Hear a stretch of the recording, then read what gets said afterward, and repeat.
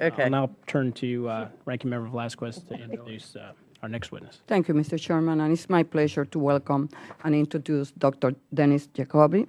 He is the Chief Economist at Gallup. In this role, he leads Gallup efforts to understand consumer public opinion and the economy more broadly. He has designed many of Gallup's special financial indexes, including the Small Business Index and the Investor and Retirement Optimism Index. Dr. Jacobi is currently focused on the application of behavioral economics to the overall idea of financial well-being. Welcome.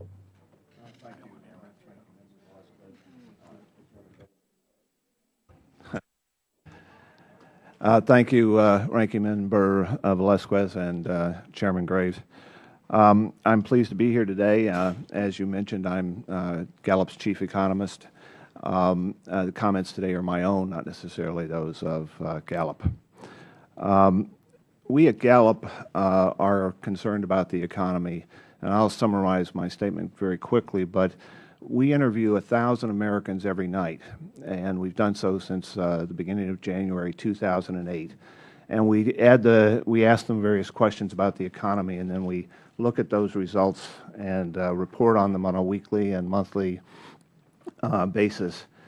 And what our numbers show us is what you saw in some of the economic data today, and that is the economy is softening. We have seen it for quite a while. We think by asking Americans about how they feel about the economy, that we get some insight into where it is headed. And so although the economic data you're seeing today lags a little bit, we think our numbers are being confirmed by what's happening now, and that is we are certainly in a soft patch, potentially in a stagnation or stagflation situation. Some of the numbers that we get show that consumer spending simply has not been increasing, and at the same time, we're seeing unemployment at very high levels. The number that will come out Friday, I'm not sure what that will be, but Gallup measures its own unemployment rate. Our number for May is 9.2%. That's not seasonally adjusted as an unemployment rate. But when we look at what we call underemployment, that is the people who are unemployed or people who are working part-time looking for work, the number goes up to 19.2%. And we think people underestimate what the effects are on society and the economy of having 1 in 5 Americans unemployed or underemployed.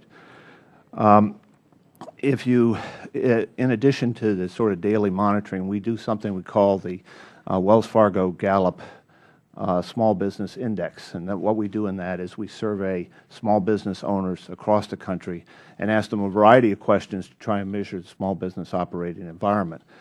I've inserted a chart in my testimony, but basically what happened is early this year, as consumer confidence was up, so was small business confidence and was recovering from the last year and a half when it was low. In our latest measure in April, small business confidence went down. We think that does not portend well, but it fits with our other measures in terms of the economy overall. Now, in terms of credit availability, as part of that index, we measure and ask small business owners what they feel the credit is available to them as small business owners. In my testimony, I include a chart that shows that about 30% of small business owners say that it is difficult or very difficult to get credit right now.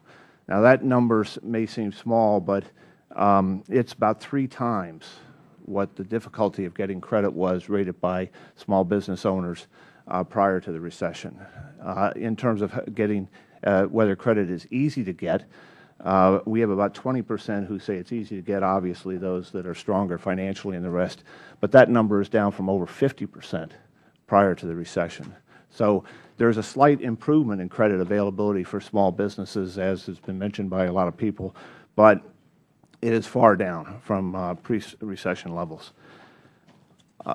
There are a couple of different things that I think are very important having to do with job creation in small businesses. I won't go through that discussion in detail, except to say that we find that about 40% of small businesses tell us that they're hiring less people than they need.